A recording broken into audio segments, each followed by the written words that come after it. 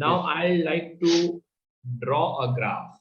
मैं एक graph draw कर रहा हूँ, ठीक है, based on an experiment. Fine.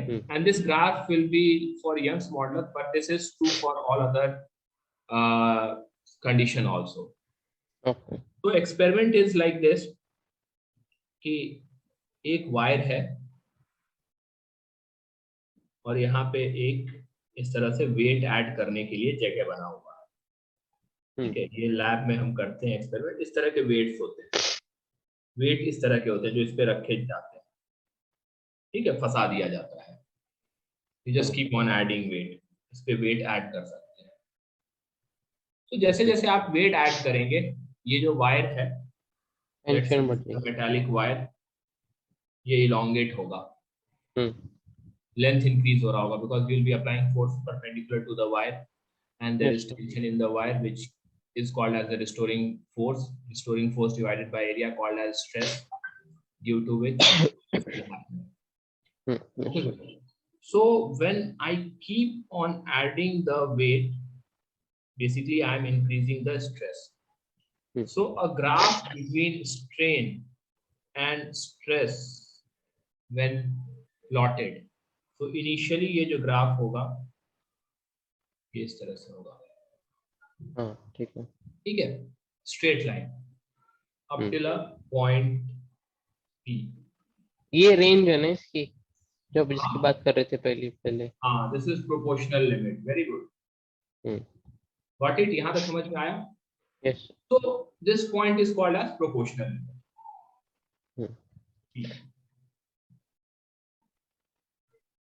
Proportional limit up till which Hooke's law is valid. ये एक वो पॉइंट है जहां पे Hooke's law वैलिड होता है. इसके बियॉन्ड Hooke's law वैलिड नहीं होगा.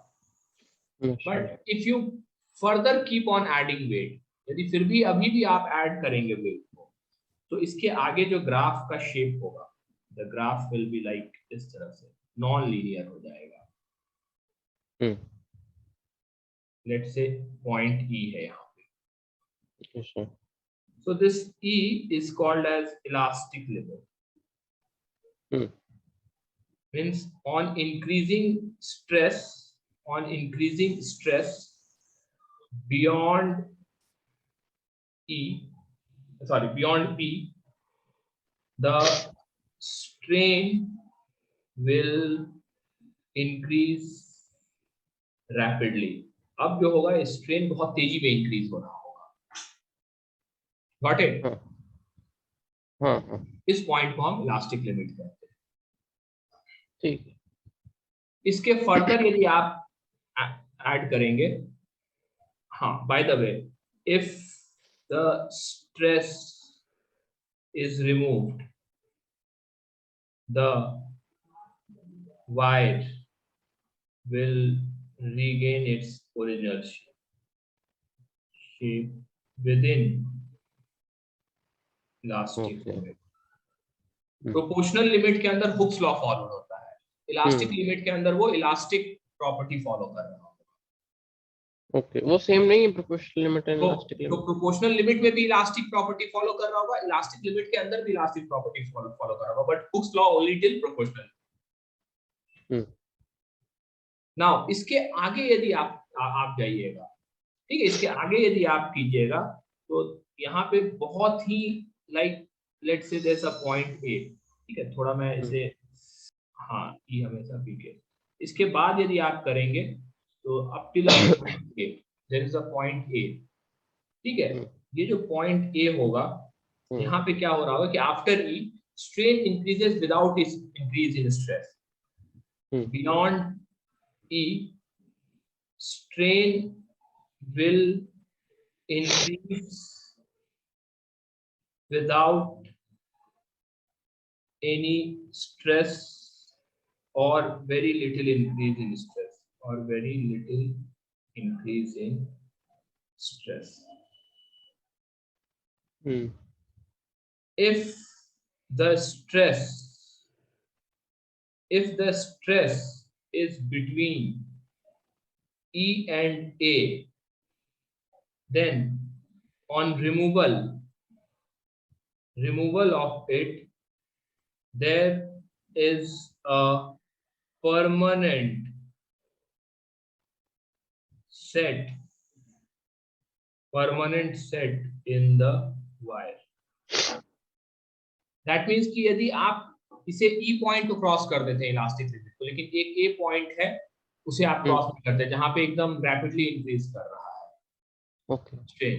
यदि आप A पॉइंट तक ले जाते हैं E से A पॉइंट पे, तो एक परमानेंट सेट हो जाएगा, मतलब this is called as permanent set. एक स्ट्रेन अब रहेगा ही रहेगा, अब रिकवर नहीं कर पाएगा। हाँ, this is a permanent deformation.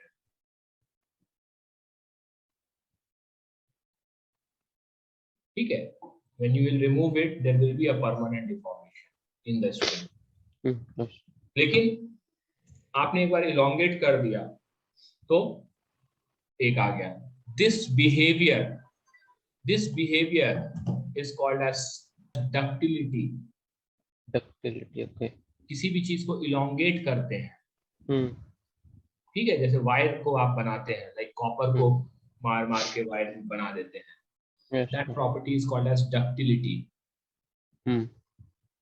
जितना बड़ा E to A का रीजन होगा, उतनी ज्यादा लंबी वायर, उतना ज्यादा डक्टाइल मटेरियल हो, उसका वायर बनने का प्रॉपर्टी उतना ज्यादा हो। like you can't stress wood and make a wire out of it, because wood का डक्टिलिटी जो है बहुत कम। जिसमें जो जितना ज्यादा परमानेंट सेट ले सकता है उसका डक्टिलिटी उतना ज्यादा होगा। Got it? So I'll come back to this point, but मैं यहाँ पे लिख देता हूँ ductility, property to be drawn into a wire। कि किसी भी चीज को आप वायर में कर सकते हैं तो डक्टिलिटी कहलाता है। Malleability, property to be converted या drawn into,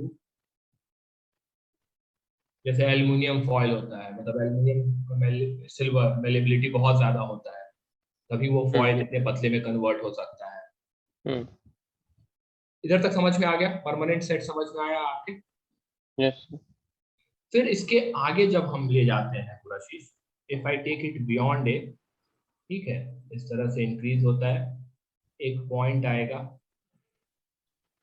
बी, ठीक है, this is called as breaking point। It is the maximum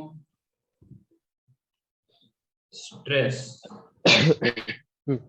that a material can withstand। Fine। Even if you remove weight after this point, it will eventually break।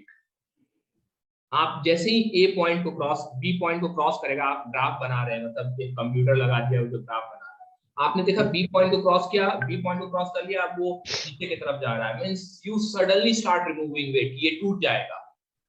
आपने क्या किया, जल्दी से, मतलब 3-4 kg हटा दिया, लाइक 5 kg था, 4 kg जल्दी से आपने हटा दिया, it will have no impact. वो खुद पे खुद इलोंगेट होके और वो टूट जाएगा, इवन इन लेसर वेट। तो इसके बाद क्या होता है, ग्राफ जो होता है, सडनली आप स्ट्रेस घटा भी रहे लेकिन स्ट्रेन वो खुद पे खुद अपने वेट के अंदर, या even the slightest of weight उसके अंदर ही वो क्या होगा कि वो इधर की तरफ मूव कर रहा होगा और एक पॉइंट पे आके फ्रैक्चर कर जाएगा, फ्रैक्चर पॉइंट।